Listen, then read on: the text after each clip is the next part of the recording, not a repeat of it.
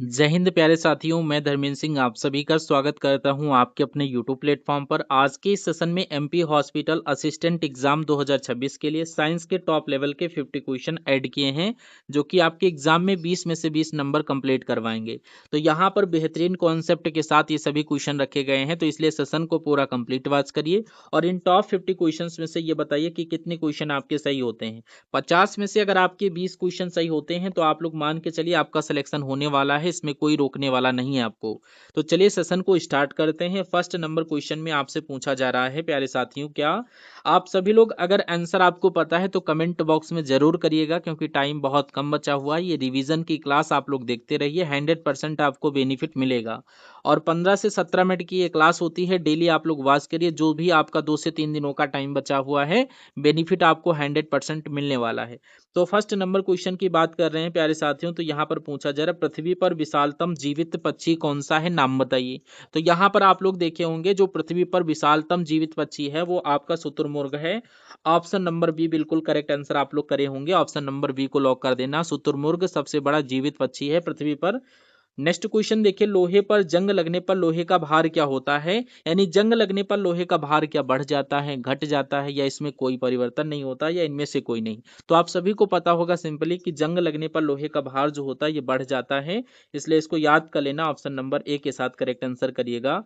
Next question में पूछ रहा है डायनमो एक मशीन है जिसका काम है क्या। डायनमो का काम अगर आपसे पूछा जाए तो क्या होता है, तो इसका काम एक प्रकार से डायनमो जनरेटर होता है। आप लोग ऑप्शन को पहले पढ़िए फिर बताइए क्या राइट आंसर बनेगा। ऑप्शन ए में दिया गया उच्च वोल्टेज को निम्न वोल्टेज में परिवर्तित करना, जो कि गलत है। निम्न वोल्टेज को उच्च में परिवर्तित करना, ये भी गलत है। विद्युत ऊर्जा को यांत्रिक ऊर्जा में परिवर्तित करना, ये भी गलत है। तो यहाँ पर आप लोग करेक्ट आंसर करिएगा ऑप्शन डी, यांत्रिक ऊर्जा को विद्युत ऊर्जा में परिवर्तित करने का काम कौन करता है, डायनमो करता है, जिसको जनरेटर बोलते हैं। ऑप्शन नंबर डी बिल्कुल सही आंसर बनेगा और काफी बार क्वेश्चन ये एग्जाम्स में पूछा गया है, इसलिए याद जरूर कर लेना। नेक्स्ट क्वेश्चन में पूछ रहा श्वेत प्रकाश कितने रंगों का मिश्रण है। सभी लोग बताओ श्वेत प्रकाश कितने रंगों का मिश्रण होता है। आपने क्लास 10th में पढ़ा होगा कि श्वेत प्रकाश जो होता है ये 7 रंगों का मिश्रण होता है।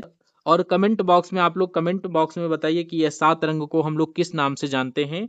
नेक्स्ट क्वेश्चन में पूछ रहा है हृदय प्रत्यारोपण का आविष्कार किसके द्वारा किया गया था या किसने किया था। तो यहाँ पर आप लोग correct answer option A Christian Bernard के साथ करेक्ट आंसर करिएगा। Option number A right answer बनेगा। शैवालों का अध्ययन क्या कहलाता है अगर आपसे पूछा जाए, पीसी कल्चर, सौरोलॉजी या माइकोलॉजी या फाइकोलॉजी। तो यहाँ पर आप लोग क्या राइट आंसर करेंगे। शैवालों का अध्ययन किस में किया जाता है, ऑप्शन डी के साथ करेक्ट आंसर करिएगा। ये फाइकोलॉजी में हम लोग करते हैं। और इसी प्रकार से ये जो अदर ऑप्शन दिए गए हैं यहाँ से भी क्वेश्चन बनने की संभावना रहती है। जैसे पहले क्वेश्चन में बात किया जाए या पहले ऑप्शन की बात करें, पीसी कल्चर दिया गया, इसमें मछलियों का अध्ययन किया जाता है। सौरोलॉजी में छिपकलियों का अध्ययन किया जाता है और माइकोलॉजी में कवकों का अध्ययन किया जाता है और फाइकोलॉजी में जैसा कि आपने बताया शैवालों का अध्ययन किया जाता है। सभी वेरी मोस्ट इंपॉर्टेंट पॉइंट हैं, आप लोग इनको याद कर लेना। और नेक्स्ट क्वेश्चन देखिए, फलों को पकाने में कौन सी गैस उपयोग में लाई जाती है, गैस का नाम बताइए। ऑप्शन में एथीन, इथेन, कार्बन डाइऑक्साइड व एथिलीन दिया गया है। आप सभी लोग बताइए फलों को पकाने में किस गैस का यूज करते हैं। ऑप्शन डी में एथिलीन दिया गया, जो कि बिल्कुल सही आंसर आपका बनेगा। और नेक्स्ट क्वेश्चन देखिए, सामान्य परिस्थितियों में हवा में ध्वनि की गति कितनी होती है। ये भी क्वेश्चन बहुत ही इंपॉर्टेंट क्वेश्चन है और ये क्वेश्चन कई एग्जाम्स में डायरेक्ट ऐसा पूछा गया है, इसमें कोई भी चेंज नहीं होता है। तो यहाँ पर सामान्य परिस्थितियों में हवा में ध्वनि की गति कितनी होती है, तो यहाँ पर इसका करेक्ट आंसर आप लोग ऑप्शन सी के साथ करेंगे। ये 332 मीटर प्रति सेकंड होती है। ऑप्शन सी बिल्कुल सही आंसर दिया गया है। नेक्स्ट, मनुष्य की आंख में किसी वस्तु का प्रतिबिंब कहाँ पर बनता है। ऑप्शन में दिया गया कॉर्निया, आइरिस, पुतली या रेटिना। तो आपको पता होना चाहिए कि मनुष्य की आंख में किसी वस्तु का जो प्रतिबिंब होता है वो कहाँ पर बनता है, रेटिना पर बनता है। रेटिना को हिंदी में हम लोग दृष्टि पटल बोलते हैं। ऑप्शन डी राइट आंसर करिएगा। रेशम के कीड़े किस वृक्ष की कोमल पत्तियों पर पाले जाते हैं, वेरी मोस्ट आईएमपी क्वेश्चन है। ऑप्शन में तुलसी की पत्तियां दिया गया है, करी के पत्ते या गुलाब की पंखुड़ियां या सहतूत की पत्तियां। तो करेक्ट आंसर आप लोग सहतूत की पत्तियों के साथ करिएगा। ये जो रेशम के कीड़े होते हैं ये सहतूत की पत्तियों पर पाले जाते हैं। ऑप्शन डी राइट आंसर बनेगा। नेक्स्ट, आनुवांशिकता के नियमों का प्रतिपादन किसने किया था, सभी लोग बताओ।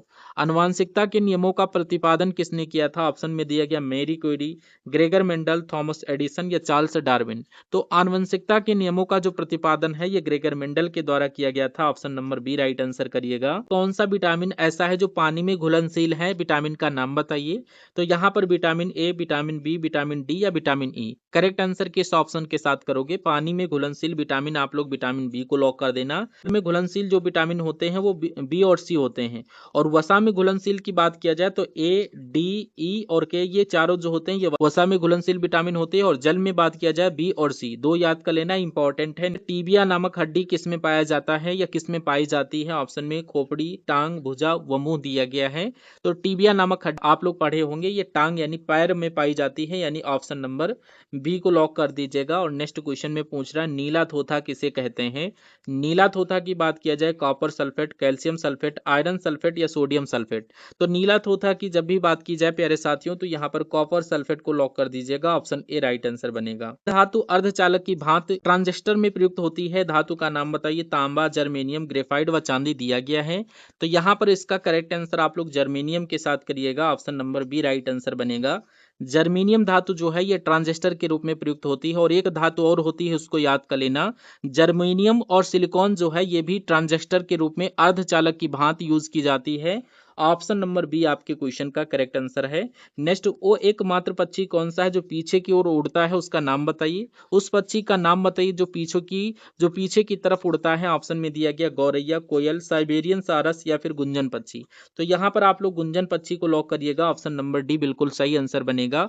और इसको हम लोग दूसरे हमिंग नाम से भी जानते हैं, हमिंग बर्ड के नाम से भी हम लोग इसको जानते हैं, इसलिए इसको याद कर लेना, इंपॉर्टेंट क्वेश्चन है। और नेक्स्ट क्वेश्चन देखिए यहाँ पर पूछ रहा, मानव शरीर की सबसे बड़ी अंतःस्रावित ग्रंथि कौन सी है, अगर आपसे पूछा जाए तो सबसे बड़ी अंतःस्रावी ग्रंथि की बात चल रही है। ऑप्शन में थायराइड ग्रंथि, पैराथायराइड ग्रंथि, एड्रिनल ग्रंथि या पीयूष ग्रंथि दिया गया है। तो मानव शरीर की सबसे बड़ी अंतःस्रावी ग्रंथि की बात किया जाए तो ऑप्शन ए थायराइड ग्रंथि को लॉक कर दीजिएगा। और इसी क्रम में नेक्स्ट क्वेश्चन देखिए, मानव रक्त का पीएच मान कितना होता है, सभी लोग बताओ। मानव रक्त का पीएच मान कितना होता है। तो यहाँ पर इसका करेक्ट आंसर आप लोग 7.4 के साथ करिएगा, 7.4 ऑप्शन नंबर बी बिल्कुल सही आंसर आप लोग करेंगे। नेक्स्ट, पानी का अधिकतम घनत्व होता है, कितना होता है अगर आपसे पूछा जाए पानी का अधिकतम घनत्व। तो यहाँ पर आप लोग इसका करेक्ट आंसर किस ऑप्शन के साथ करेंगे, 4 डिग्री सेल्सियस, यानी ये 4 डिग्री सेल्सियस पर होता है, ऑप्शन नंबर सी को लॉक कर देना। जब चींटियां काटती हैं तो वो कौन सा अम्ल छोड़ती हैं। तो जब चींटियां काटती हैं तो वो कौन सा अम्ल छोड़ती हैं, ऑप्शन में फार्मिक अम्ल, एसिटिक अम्ल, लैक्टिक अम्ल व साइट्रिक अम्ल दिया गया है। तो आपको पता होना चाहिए जब चींटियां काटती हैं तो वो फार्मिक अम्ल छोड़ती है, इसलिए ऑप्शन नंबर ए बिल्कुल सही आंसर बनेगा। नेक्स्ट, लार में कौन सा एंजाइम पाया जाता है, एंजाइम का नाम बताइए। तो लार में कौन सा एंजाइम पाया जाता है आपको पता होना चाहिए। यहाँ पर लार में टाइलिन नामक एंजाइम पाया जाता है, ऑप्शन नंबर बी को लॉक कर दीजिएगा। और नेक्स्ट क्वेश्चन देखिए, सूर्योदय और सूर्यास्त के समय आसमान में लाल रंग किसके कारण होता है, सभी लोग बताइए। तो यहाँ पर ये question very most important question और काफी बार एग्जाम में पूछा जाता है कि सूर्योदय और सूर्यास्त के समय आसमान में लाल रंग किसके कारण होता है। विवर्तन, अपवर्तन, प्रकीर्णन या व्यतिकरण। तो यहाँ पर आप लोग प्रकीर्णन के कारण करिएगा, option number C correct answer बनेगा। बहुत ही अच्छे से याद कर लेना, इंपॉर्टेंट क्वेश्चन है। नेक्स्ट क्वेश्चन देखिए, टेलीविजन का आविष्कार किसने किया था, वेरी मोस्ट इंपॉर्टेंट क्वेश्चन है। टेलीविजन का आविष्कार अगर आपसे पूछा जाए, एडिसन, गैलीलियो, जेल बेयर्ड या फ्रैंकलिन। तो यहाँ पर टेलीविजन की बात चल रही है, इसका आविष्कार ऑप्शन सी के साथ करिएगा, जे एल बेयर्ड के द्वारा टेलीविजन का आविष्कार किया गया था, ऑप्शन सी परफेक्ट आंसर था। नेक्स्ट, पौधों में क्लोरोफिल बनाने के लिए कौन सा तत्व सहायक होता है, तत्व का नाम बताइए। ऑप्शन में कैल्शियम, मैग्नीशियम, पोटेशियम और फास्फोरस दिया गया है। पौधों में क्लोरोफिल बनाने के लिए कौन सा तत्व सहायक होता है, ऑप्शन बी को लॉक कर देना। मैग्नीशियम को शॉर्ट फॉर्म में एमजी बोला जाता है, ऑप्शन नंबर बी को लॉक कर देना। यदि किसी प्रतिरोध तार को लंबा किया जाए तो उसका प्रतिरोध क्या होता है, बढ़ता है, घटता है या स्थिर रहता है। तो यहाँ पर यदि किसी प्रतिरोध तार को लंबा किया जाता है तो उसका प्रतिरोध क्या होता है, बढ़ जाता है, यानी रेजिस्टेंस जिसको हम लोग बोलते हैं, ऑप्शन नंबर ए बिल्कुल सही आंसर बनेगा। ठीक है। और नेक्स्ट क्वेश्चन देखिए, सबसे कम तरंगदैर्ध्य वाला प्रकाश होता है, कौन सा होता है, सभी लोग बताइए सबसे कम तरंगदैर्ध्य वाला प्रकाश कौन सा है। ऑप्शन में लाल, पीला, नीला व बैंगनी दिया गया है। तो यहाँ पर सबसे कम जो तरंगदैर्ध्य होती है वो बैंगनी रंग की होती है। अगर आपसे पूछा जाए कि सबसे ज्यादा तरंगदैर्ध्य किसकी होती है तो यहाँ पर लाल रंग को याद कर लेना, यहाँ पर इसकी सबसे ज्यादा तरंगदैर्ध्य होती है लाल रंग, याद कर लेना, वेरी मोस्ट इंपॉर्टेंट क्वेश्चन था।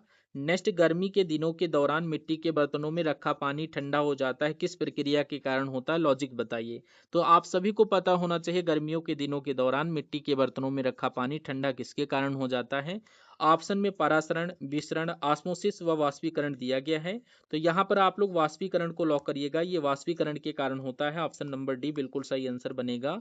और नेक्स्ट क्वेश्चन देखिए, विटामिन ए की कमी के कारण होता है, क्या हो जाता है, उस रोग का नाम बताइए। बालों का झड़ना, पेचिस, नाइट ब्लाइंडनेस व कमजोरी दिया गया है। तो विटामिन ए की कमी से नाइट ब्लाइंडनेस नामक रोग हो जाता है, जिसको हिंदी में हम लोग रतौंधी के नाम से जानते हैं। ऑप्शन सी बिल्कुल सही आंसर बनेगा। और नेक्स्ट क्वेश्चन की तरफ बढ़िए, देखिए यहाँ पर वाहनों की हेडलाइट में किस दर्पण का प्रयोग किया जाता है, उपयोग किया जाता है या प्रयोग किया जाता है पूछा जाए तो आपको पता होना चाहिए। ऑप्शन में दिया गया समतल दर्पण, दोहरा उत्तल दर्पण, अवतल दर्पण या उत्तल दर्पण। तो वाहनों की हेडलाइट में अवतल दर्पण का यूज किया जाता है, किस दर्पण का, अवतल दर्पण का यूज किया जाता है। ऑप्शन सी बिल्कुल सही आंसर करेंगे आप सभी लोग। नेक्स्ट, बिजली के बल्ब का फिलामेंट किस चीज का बना होता है, नाम बताइए। ऑप्शन में दिया गया कॉपर, आयरन, लेड व टंगस्टन। तो यहाँ पर बिजली के बल्ब का जो फिलामेंट है ये टंगस्टन धातु का बना होता है। ऑप्शन नंबर डी को लॉक कर देना, ये टंगस्टन धातु का बना होता है। नेक्स्ट, पाचन क्रिया में प्रोटीन किस पदार्थ में बदल जाते हैं, नाम बताइए। ऑप्शन में दिया गया वसा, ग्लूकोज, अमीनो अम्ल व शर्करा। तो यहाँ पर पाचन क्रिया में प्रोटीन जो है ये अमीनो अम्ल में बदल जाते हैं, यानी option number C right answer बनेगा। अमीनो अम्ल में ये चेंज हो जाते हैं। और नेक्स्ट क्वेश्चन देखिए, यहाँ पर पचे हुए भोजन से विषैले पदार्थ का कौन सा अंग चूषण करता है, यहाँ पर कौन सा कर लीजिएगा। ऑप्शन में दिया गया आमाशय, अग्नाशय, यकृत व छोटी आंत। तो पचे हुए भोजन से विषैले पदार्थ का कौन सा अंग चूषण करता है, तो यहाँ पर यकृत को लॉक कर देना।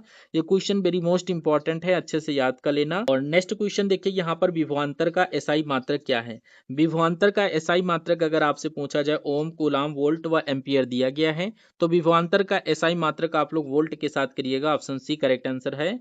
और नेक्स्ट क्वेश्चन, कास्टिक सोडे का रासायनिक सूत्र क्या है। अगर कास्टिक सोडे के रासायनिक सूत्र की बात किया जाए तो आप लोग क्या बताओगे। तो यहाँ पर आपको चार ऑप्शन दिख रहे हैं, चार ऑप्शन में से आप लोग करेक्ट आंसर बताइए। इसका करेक्ट आंसर आप लोग ऑप्शन ए को लॉक कर देना, ये NaOH होता है, बिल्कुल सही आंसर बनेगा। और अगर आपसे पूछा जाए NaOH ये जो है कास्टिक सोडे का रासायनिक सूत्र है, और NaCl सामान्य नमक का होता है। NaCO3 की बात किया जाए तो ये खाने के सोडे का होता है। Na2CO3.10H2 ये धोने वाले यानी धावन सोडा आप लोग बोल सकते हो, धावन सोडे का ये होता है, इनको अच्छे से याद कर लेना। और नेक्स्ट क्वेश्चन देखिए, आधुनिक आवर्त सारणी में वर्गों की कुल संख्या कितनी है, सभी लोग बताइए। तो वर्गों की संख्या अगर आपसे पूछी जाए तो यहाँ पर 7, 9, 16 व 18 दिया गया है। तो आधुनिक आवर्त सारणी में वर्गों की कुल संख्या यहाँ पर 18 को लॉक कर दीजिएगा। अगर आपसे पूछा जाए आधुनिक आवर्त सारणी में आवर्तों की संख्या कितनी होती है, तो आप लोग याद कर लेना, आधुनिक आवर्त सारणी में आवर्तों की जो संख्या है ये 7 होती है। वर्गों की संख्या अगर आपसे पूछा जाए तो 18। नेक्स्ट क्वेश्चन में पूछ रहा, मृग मरीचिका का बनना उदाहरण है, किसका है। उदाहरण की बात किया जाए तो आप लोग क्या अपवर्तन का बताएंगे, परिक्षेपण का बताएंगे, पूर्ण आंतरिक परावर्तन या विवर्तन का। तो यहाँ पर मृग मरीचिका का बनना अगर आपसे पूछा जाए तो ये पूर्ण आंतरिक परावर्तन का उदाहरण है। ऑप्शन नंबर सी को लॉक कर दीजिएगा। नेक्स्ट, प्रकाश वोल्टी सेल होते हैं, कैसी सेल होती है अगर आपसे पूछा जाए। ऑप्शन में दिया गया सौर cell, thermal cell, sulphur cell व मोलर सेल। तो यहाँ पर प्रकाश वोल्टी जो सेल है ये एक प्रकार की सौर सेल होती है। ऑप्शन नंबर ए को लॉक कर दीजिएगा। नेक्स्ट, एक हार्स पावर कितने वाट के बराबर होता है, वेरी मोस्ट इंपॉर्टेंट क्वेश्चन है। एक हार्स पावर कितने वाट के बराबर होता है, तो यहाँ पर आप लोग 746 वाट के बराबर करिएगा। Option number C correct answer है। नेक्स्ट, निम्न में से किससे ऊर्जा प्राप्त नहीं होती है। ऑप्शन में दिया गया कार्बोहाइड्रेट, प्रोटीन, विटामिन व वसा। तो यहाँ पर इनमें से आपको बताना है किससे ऊर्जा प्राप्त नहीं होती है। तो यहाँ पर आप लोग विटामिन को लॉक कर दीजिएगा, विटामिन से बिल्कुल भी ऊर्जा हमें प्राप्त नहीं होती है। नेक्स्ट, मछलियों की यकृत के तेल में किसकी प्रचुर मात्रा होती है अगर आपसे पूछा जाए तो आप लोग क्या बताओगे। करेक्ट आंसर फटाफट बताइए। ऑप्शन में vitamin A, vitamin E, vitamin C, vitamin D दिया गया है। वेरी मोस्ट इंपॉर्टेंट क्वेश्चन है, लेकिन उससे पहले आपसे एक रिक्वेस्ट है, सेशन को लाइक नहीं किया आप लोग तो सेशन को लाइक करके चैनल को प्लीज सब्सक्राइब कर लीजिएगा। तो यहाँ पर आप लोग ए और डी को लॉक करिएगा, ए और डी ये दोनों आंसर आपके सही होने चाहिए। और नेक्स्ट क्वेश्चन, पृथ्वी के ऊपर की सतह जो होती है ओजोन परत, ये किससे बचाव करती है हम लोगों को। तो यहाँ पर आप लोग सभी लोग करेक्ट आंसर बताइए कि पृथ्वी के ऊपर की सतह ओजोन परत किससे हमारी रक्षा करती है। याद कर लेना, ये पराबैंगनी किरणों से हमारी रक्षा करती है। Option number B right answer करिएगा। नेक्स्ट, रेफ्रिजरेटर में शीतलक के रूप में उपयुक्त गैस कौन सी है, अगर आपसे पूछा जाए। जो आपने घर में जो फ्रिज होती है उसमें कौन सी गैस यूज की जाती है, तो यहाँ पर आप लोग क्या राइट आंसर करोगे, तो यहाँ पर इसका करेक्ट आंसर ऑप्शन ए के साथ करिएगा। इसमें फियोन नामक गैस भरी होती है, फियोन 12 नामक गैस जो होती है वो भरी होती है। ऑप्शन नंबर ए को लॉक कर दीजिएगा। नेक्स्ट, सर्वप्रथम मानव ने किस धातु का उपयोग किया था, ऑप्शन में सोना, चांदी, तांबा, लोहा दिया गया है। तो सर्वप्रथम मानव ने किस धातु का उपयोग किया था अगर आपसे पूछा जाए, तो ऑप्शन सी करेक्ट आंसर करिएगा। सबसे पहले मनुष्य के द्वारा तांबा यूज किया गया था, ऑप्शन सी करेक्ट आंसर है। नेक्स्ट, कौन सी धातु स्वतंत्र अवस्था में पाई जाती है, धातु का नाम बताइए। कौन सी धातु है जो स्वतंत्र अवस्था में पाई जाती है, एल्युमिनियम, सोना, लोहा व सीसा दिया गया है। तो यहाँ पर आप लोग सोना को लॉक कर दीजिएगा। सोना जो है ये स्वतंत्र अवस्था में पाई जाने वाली धातु है। और नेक्स्ट क्वेश्चन यहाँ पर देखिए, समुद्र के पानी से कौन सी धातु यहाँ पर निकाली जाती है, नाम बताइए। तो यहाँ पर आप लोग बताइए, ये वेरी मोस्ट इंपॉर्टेंट क्वेश्चन है कि समुद्र के पानी से कौन सी धातु निकाली जाती है। तो यहाँ पर आप लोग क्या राइट आंसर करोगे, potassium, magnesium, potassium, magnesium, aluminium व बेरिलियम। तो यहाँ पर आप लोग मैग्नीशियम को लॉक करिएगा। Option number B correct answer है। नेक्स्ट, साबुन बनाने में निहित प्रक्रिया कौन सी है, तो यहाँ पर आप लोग राइट आंसर करिएगा साबुनीकरण। ऑप्शन नंबर ए बिल्कुल करेक्ट आंसर बनेगा। नेक्स्ट देखिए, लहसुन की विशेष गंध किसके कारण आती है, नाम बताइए।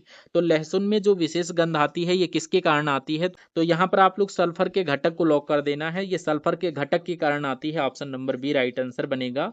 और अभी तक आपने इस सेशन को लाइक नहीं किया तो प्लीज आप लोग सेशन को लाइक करके चैनल को अवश्य सब्सक्राइब कर लें।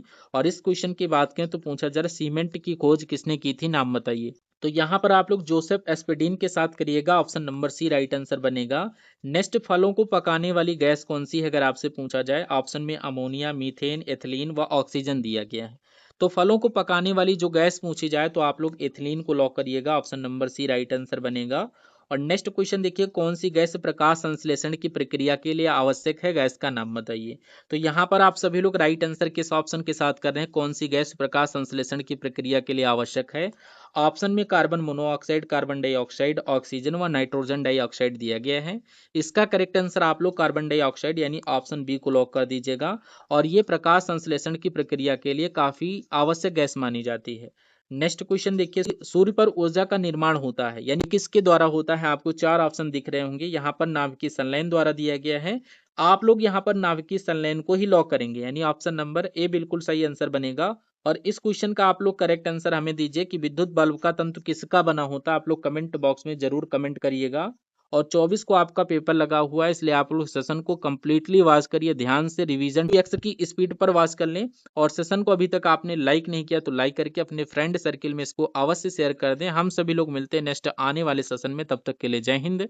Thank you for watching this session.